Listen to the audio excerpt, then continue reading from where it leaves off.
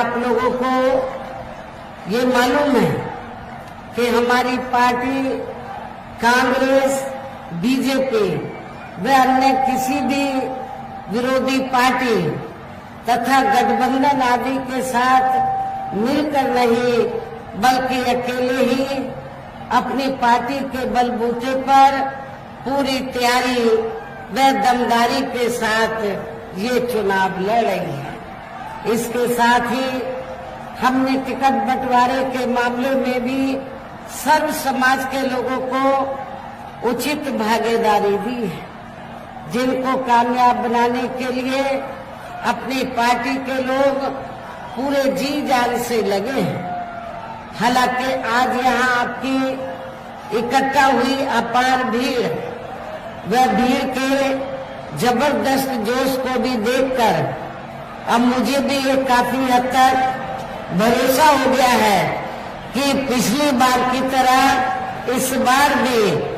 आप लोग अपने प्रदेश से यहाँ लोकसभा चुनाव में अपनी पार्टी का बेहतर रिजल्ट जरूर लाएंगे। इसके लिए अब मैं आप लोगों का ध्यान कुछ जरूरी बातों की तरफ दिलाना चाहती हूँ और इस संबंध में विशेषकर मैं कांग्रेस, बीजेपी व इनके अन्य सभी सहयोगी दलों के बारे में ये कहना चाहूंगी कि आजादी के बाद शुरू में केंद्र व देश के काफी राज्यों में भी ज्यादातर सत्ता यहाँ कांग्रेस पार्टी के हाथों में ही केंद्रित रही है, किंतु इनकी अधिकांश मामलों में रही गलत नीतियों एवं गलत कार्य प्रणाली आदि की वजह से ही फिर इस पार्टी को केंद्र व काफी राज्यों की भी सत्ता से बाहर होना पड़ा है तथा ये स्थिति इनकी सहयोगी पार्टियों की भी बनी रही है, जिसके कारण ही फिर पिछले कुछ वर्षों से भारतीय जनता पार्टी व इनके सहयोगी दल केंद्र एवं काफी राज्यों की भी सत्ता में काबिज हो गए हैं, लेकिन इनकी भी ज्यादातर रही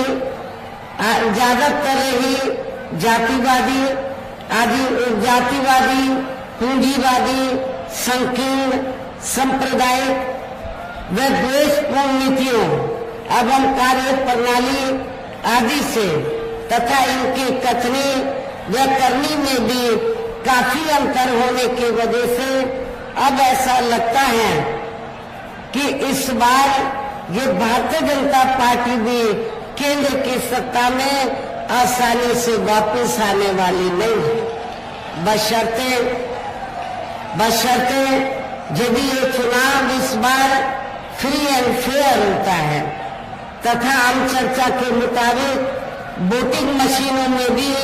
कोई गड़बड़ी आदि नहीं की जाती है। और वैसे भी इस बार चुनाव में इनकी कोई भी पुरानी एवं नई चल रही नाटकबाजी, जुमलेबाजी व गारंटी आदि काम में आने वाली नहीं है, क्योंकि अब देश की जनता काफी हद तक इस बात को समझ चुकी है कि इनकी पार्टी ने अब तक देश के विशेषकर गरीबों, कमजोर तबकों, मध्यम वर्गीय एवं अन्य मेहनतकश लोगों को जो इन्हें अच्छे दिन दिखाने के असंख्य प्रलोभन भरे वायदे किए हैं तथा अनेकों हवाई व कागजी गारंटी आदि भी दी है, तो उनका जमीनी हकीकत में अभी तक इन्होंने लगभग 1/4 हिस्सा भी कार्य पूरा नहीं किया है, बल्कि इसके स्थान पर इनका ज्यादातर समय व ताकत भी यहाँ इनके अपने चहेते रहे बड़े बड़े पूंजीपतियों एवं धनराशियों को ही ज्यादा से ज्यादा माला माल व धनवान आदि बनाने में तथा उन्हें हर स्तर पर छूट देने व बचाने में ही लगी रही है, जिनके अधिकांश आर्थिक सहयोग से ही ये पार्टी व अन्य पार्टियां भी अपना संगठन चलाती हैं तथा चुनाव आदि भी लड़ाती हैं, जिसका काफी कुछ खुलासा बॉन्ड की आई रिपोर्ट से भी हो जाता है। इस संबंध में वैसे आप लोगों को ये मालूम है कि अभी कुछ दिन पहले माननीय सुप्रीम कोर्ट ने इस मामले को काफी गंभीरता से लेते हुए तो केंद्र की सरकार के ऊपर दबाव बनाया, उनको निर्देशित किया, उनको लिखित नोटिस जारी किया। क्या किया कि आप उस रिपोर्ट का खुलासा करें। तो जिस रिपोर्ट में बॉन्ड की पूरी रिपोर्ट है और जिस रिपोर्ट में ये वर्णित है कि किस पार्टी ने कितना पैसा बॉन्ड के जरिए इस देश के बड़े बड़े पूंजीपतियों व धन्ना सेठों आदि से लिया। जब रिपोर्ट आई तो आपको ये जानकर आपको लगा होगा कि इस रिपोर्ट में बीएसपी तो किधर नहीं है। जब रिपोर्ट आई तो रिपोर्ट में कांग्रेस, बीजेपी व जो अन्य और विरोधी पार्टियां हैं, तो रिपोर्ट से ये खुलासा हुआ कि इन सभी विरोधी पार्टियों ने तो देश के बड़े बड़े पूंजीपतियों व धन्ना सेठों से बॉन्ड के जरिए अपनी पार्टी के संगठन को चलाने के लिए, चुनाव आदि लड़ाने के लिए करोड़ों व अरबों रुपया लिया है। करोड़ों व अरबों रुपया लिया है और जिसको इन्होंने बहुत छिपा कर रखा था। लेकिन माननीय सुप्रीम कोर्ट ने उस रिपोर्ट का खुलासा करने के बाद तो फिर ये लोग एक्सपोज हो गए। लेकिन उस रिपोर्ट में कहीं ये वर्णित नहीं था कि बहुजन समाज पार्टी ने किसी भी पूंजीपति या धन्ना सेठ से एक भी रुपया अपनी पार्टी के संगठन को चलाने के लिए या चुनाव आदि लड़ाने के लिए लिया है। इससे ये स्पष्ट है कि हमारी पार्टी पूरे देश में अपनी पार्टी के संगठन को चलाने के लिए व चुनाव आदि लड़ाने के लिए इस देश के बड़े बड़े पूंजीपतियों व धन्ना सेठों से पैसा नहीं लेती है, बल्कि अपने कार्यकर्ताओं के जरिए मेंबरशिप द्वारा व मेरे जन्मदिन के मौके पर भी थोड़ा थोड़ा धन इकट्ठा करके और चुनाव के मौके पर भी अपने कार्यकर्ताओं से ही थोड़ा थोड़ा धन इकट्ठा करके तो हमारी पार्टी चुनाव लड़ाती है, संगठन आदि को चलाती है। इसलिए आप लोगों को जब भी कोई ये जिम्मेवारी दी जाती है तो आप लोग खुशी खुशी से इस जिम्मेवारी को निभाते हैं। मुझे इसके लिए आप लोगों के ऊपर बहुत ज्यादा गर्व है। और जब ये रिपोर्ट आई होगी तो आप लोगों ने सीना तान के कहा होगा, देखो हमारी बहन जी ने किसी भी बड़े पूंजीपति और धन्ना सेठ से अपनी पार्टी के संगठन को चलाने के लिए या चुनाव आदि लड़ाने के लिए पैसा नहीं लिया है। जबकि इसमें सारी पार्टियां एक्सपोज हो गई थी, ये भी आप लोगों को मालूम है। इसके साथ ही अब ऐसा लगता है, इसके साथ साथ मैं ये भी कहना चाहूंगी कि अब ऐसा लगता है कि कांग्रेस पार्टी की तरह ही बीजेपी ने भी केंद्र की तमाम सरकारी जांच एजेंसियों का ज्यादातर राजनीतिकरण ही कर दिया है। इसके अलावा देश के किसान वर्ग भी वर्तमान बीजेपी की सरकार में शुरू से ही अपनी विभिन्न समस्याओं को लेकर काफी ज्यादा दुखी व परेशान रहे हैं और अभी भी है। जबकि यूपी में 4 बार हमारी पार्टी की रही सरकार ने उनके हितों का भी हर स्तर पर विशेष ध्यान रखा है। और आप लोगों को ये मालूम है, जब उत्तर प्रदेश में बीएसपी के नेतृत्व में सरकार बनी तो हमारी पार्टी की सरकार ने तो उत्तर प्रदेश के अंदर जो किसान भाई हैं, तो किसानों को खेती करने के लिए समय से तो उनको सुविधाएं दी, सस्ते साधन उपलब्ध कराए, और जब उनकी फसल तैयार होकर आई तो उनकी फसल का भी हमारी सरकार ने उचित दाम दिया है, जो अब आपको होता हुआ नजर नहीं आ रहा है। इतना ही नहीं, बल्कि केंद्र में पूर्व की रही कांग्रेसी सरकार की तरह ही वर्तमान भाजपा सरकार में भी इनकी जातिवादी, हीन, सांप्रदायिक एवं पूंजीवादी सोच व नीतियों के चलते ही पूरे देश में सर्व समाज में से खासकर गरीबों, दलितों, आदिवासियों, पिछड़े वर्गों, मुस्लिम एवं अन्य धार्मिक अल्पसंख्यक समाज के लोगों का भी पूर्ण रूप से विकास व उत्थान आदि नहीं हो सका है। और इस संदर्भ में वैसे आप लोगों को ये मालूम है कि पूरे देश में यहाँ दलितों, आदिवासियों एवं अन्य पिछड़े वर्गों का सरकारी नौकरियों में वर्षों से अधूरा पड़ा आरक्षण का कोटा भी अभी तक पूरा नहीं भरा गया है। विशेषकर एससी व एसटी वर्गों के सरकारी कर्मचारियों का पदोन्नति में आरक्षण भी अब काफी हद तक प्रभावहीन ही बना दिया गया है। और खासकर सपा सरकार के दौरान तो ये व्यवस्था ही बिल्कुल जड़ से खत्म कर दी गई थी। तो जिसकी जितनी भी आलोचना की जाए समाजवादी पार्टी की सरकार की उतनी ही कम है। साथ ही केंद्र व राज्यों में भी विरोधी पार्टियों की रही सरकारों में इन सभी वर्गों को प्राइवेट सेक्टर में आरक्षण दिए जाने की व्यवस्था किए बिना ही इनकी सरकारों के ज्यादातर सरकारी कार्य अब प्राइवेट सेक्टर के जरिए ही इनके बड़े बड़े पूंजीपतियों व धरना सेठों आदि को ही दिए जाने के कारण अब इनको पूरे देश में आरक्षण का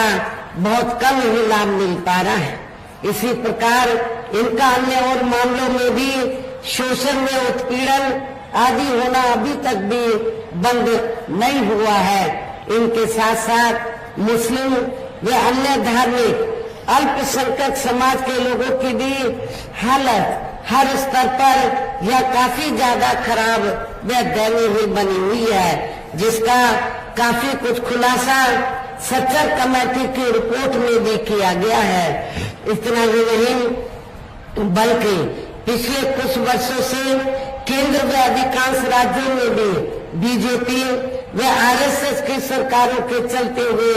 अब इनका विकास एवं उत्थान आदि होना भी काफी हद तक बंद सही हो गया है। आए दिन इन पर खासकर हिंदुत्व की आड़ में हो रही जुर्म जाति भी यह काफी ज्यादा चरम सीमा पर पहुंच चुकी है। इनके साथ साथ अपर कास्ट समाज में से विशेषकर गरीब लोगों की भी हालत हमें कोई खास अच्छी नजर नहीं आती है। और यहाँ मैं ये भी कहना चाहती हूँ, जब भी यहाँ उत्तर प्रदेश में समाजवादी पार्टी सत्ता में रही है या वर्तमान में भारतीय जनता पार्टी की सरकार चल रही है, लेकिन इन दोनों पार्टियों की सरकारों में जो अपर कास्ट समाज में से जो गरीब लोग हैं वो सभी दुखी रहे हैं, लेकिन जो ब्राह्मण समाज है वो सबसे ज्यादा दुखी रहा है। उनका हर स्तर पर शोषण व उत्पीड़न आदि बड़े पैमाने पर हुआ है। और इतना ही नहीं, अपर कास्ट समाज में से इन दोनों पार्टियों की सरकारों में सपा व बीजेपी की सरकार में तो इन अपर कास्ट समाज में से तो केवल जो सामंती लोग हैं वो ही खुशी रहे हैं। और सामंतवादियों ने बड़े पैमाने पर चाहे तो कमजोर तबके के लोग हैं या अपर कास्ट में से गरीब लोग हैं, उनका बड़े पैमाने पर शोषण व उत्पीड़न आदि किया है। आपके प्रतापगढ़ जिले में तो स्थिति बड़ी ज्यादा खराब है, अभी भी बहुत ज्यादा खराब है।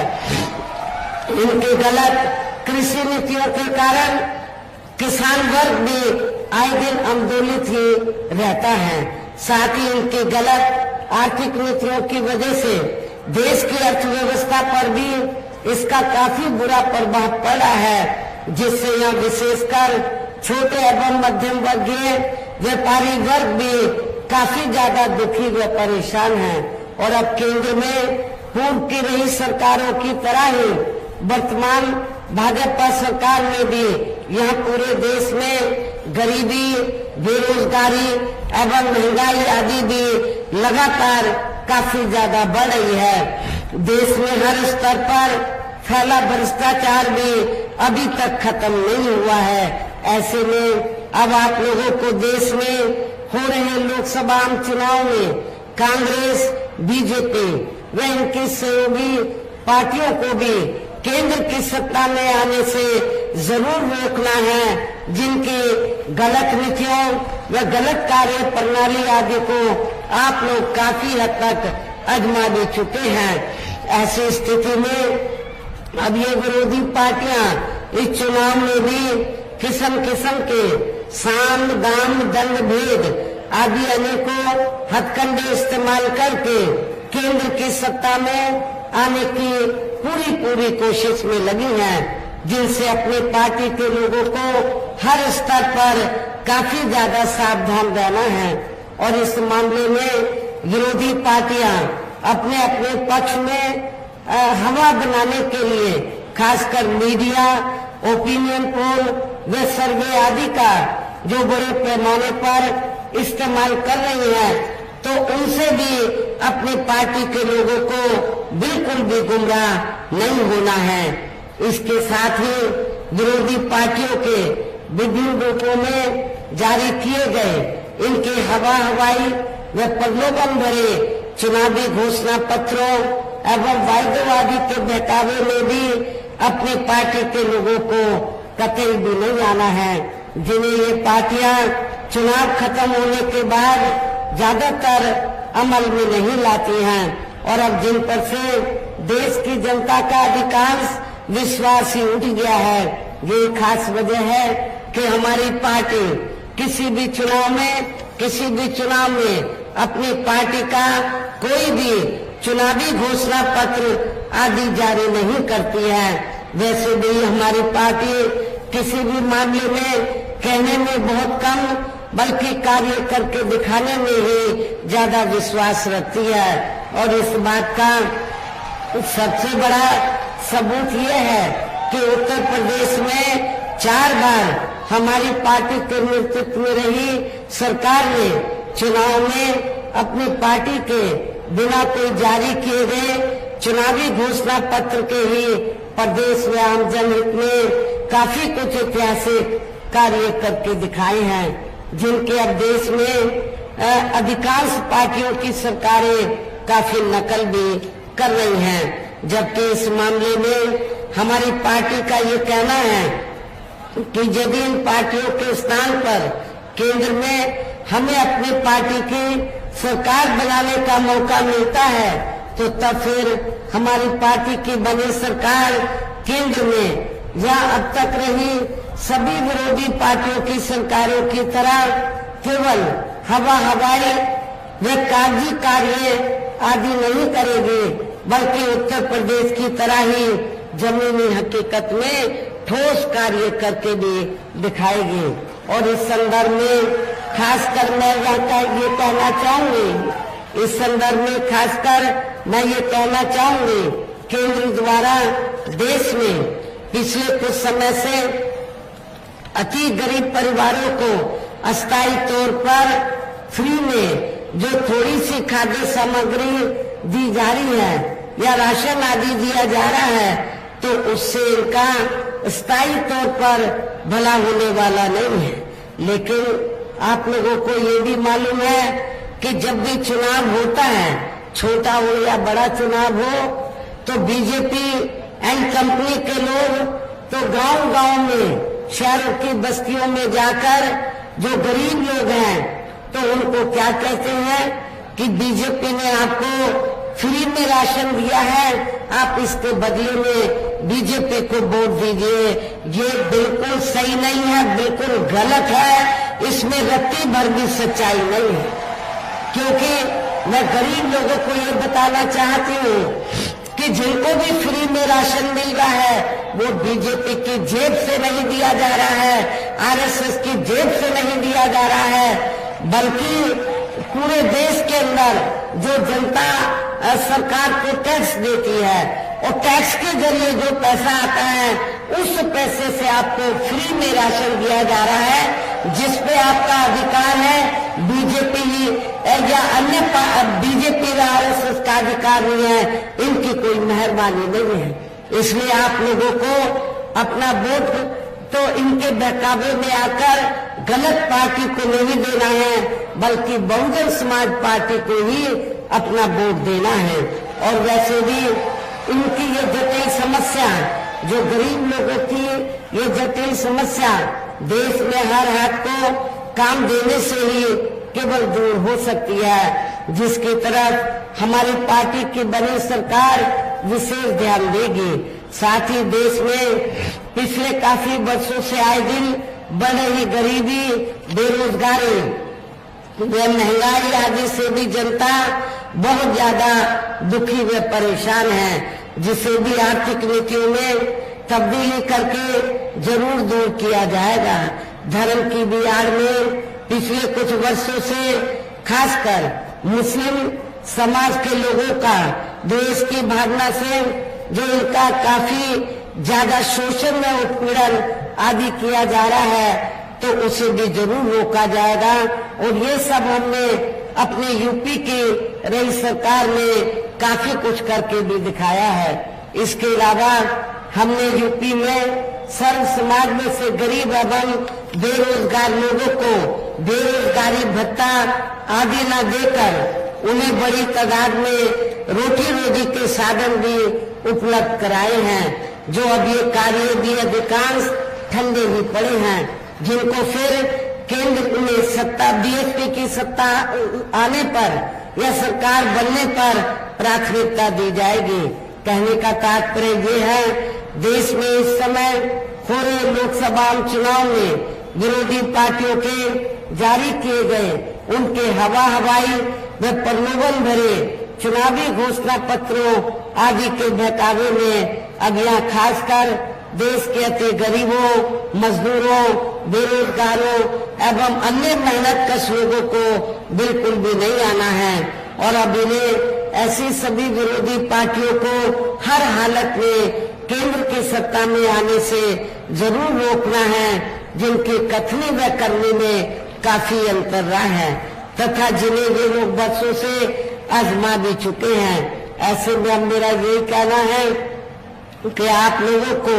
अपने खुद के व अपने प्रदेश, क्षेत्र एवं देश के भी हित में अपने वोटों को या कांग्रेस, बीजेपी व अन्य विरोधी पार्टियों को न देकर केवल अपने एकमात्र हितैषी पार्टी बहुजन समाज पार्टी को ही देना है, जो ये पार्टी उत्तर प्रदेश की तरह ही केंद्र में भी अपनी पार्टी की सरकार बनने पर फिर पूरे देश में या अपनी पार्टी के सर्वजन हिताय व सर्वजन सुखाय की नीतियों पर आधारित सरकार चलाएगी। इसके साथ साथ केंद्र से जुड़ी आपके क्षेत्र के जो भी यहाँ स्थानीय समस्याएं होंगी तो उन्हें भी फिर दूर करने का हर संभव पूरा प्रयास किया जाएगा। साथ ही यहाँ गरीबों, मजदूरों, बेरोजगारों, कर्मचारियों, किसानों, छोटे व्यापारियों एवं अन्य मेहनतकश लोगों के हितों का भी विशेष ध्यान रखा जाएगा। सर्व समाज में से खासकर दलितों, आदिवासियों, पिछड़े वर्गों, मुस्लिम व अन्य धार्मिक अल्पसंख्यक समाज के लोगों के विकास एवं उत्थान के साथ साथ हर स्तर पर इनकी सुरक्षा आदि के लिए भी जरूरी कदम उठाए जाएंगे। और तभी फिर यहाँ वास्तव में अपने देश के महान संतों, गुरुओं व महापुरुषों में भी विशेषकर महात्मा ज्योतिराव फुले, श्री छत्रपति शाहू जी महाराज, श्री नारायण गुरु बाबा साहब डॉक्टर भीमराव अम्बेडकर एवं मान्यवर श्री कांशीराम जी आदि का अधूरा रहा सपना जरूर साकार हो सकता है, जिनको यूपी में हमारी पार्टी की नई सरकार द्वारा हर स्तर पर पूरा पूरा आदर सम्मान दिया गया है। इन्हीं खास बातों के साथ ही अब मेरा देश व आपके स्टेट के भी हित में, क्षेत्र के भी हित में यही कहना है कि हमारी पार्टी ने यहाँ जिनको भी चुनाव के मैदान में उतारा है, जो आपके सामने मंच पर भी मौजूद है, तो उन्हें आपको जरूर कामयाब बनाना है, जिसके लिए यहाँ पार्टी के सभी स्तर के छोटे बड़े पदाधिकारी एवं कार्यकर्तागण आदि पूरे जी जान से लगे हैं। और अब अंत में मेरा यही कहना है कि आप लोगों को वोट पड़ने वाले दिन यहाँ बीएसपी के अपने सभी लोकसभा उम्मीदवारों को अर्थात प्रतापगढ़ सदर लोकसभा की सीट से हमने श्री प्रथमेश मिश्रा को चुनाव के मैदान में उतारा है। आपके ये साथी योग्य हैं और सुप्रीम कोर्ट में प्रैक्टिस भी करते हैं, वकालत करते हैं,